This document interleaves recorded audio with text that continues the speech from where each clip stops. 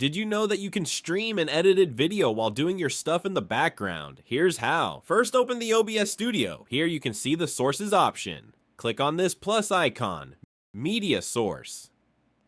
Name whatever you want. I name it edited.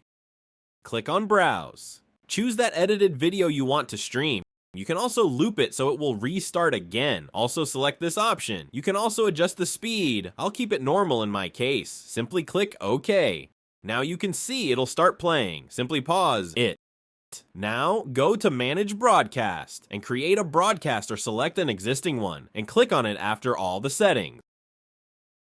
Now right-click in Audio Mixer Settings, click on Advanced Audio Properties. It will take you to all the audio sources. Turn off all the audio monitoring, but only turn on the audio for the edited video we put before. And click on Monitor and Output. Now it'll only stream the selected audio. Now you will also hear the audio, but there is a way to solve it. Click on this speaker option and this filter option. If you scroll down, you can see the OBS. Simply click on its icon and you will no longer hear the audio from OBS, but the streaming will have the audio in it, which you can confirm by watching your own stream. On YouTube, it was that easy.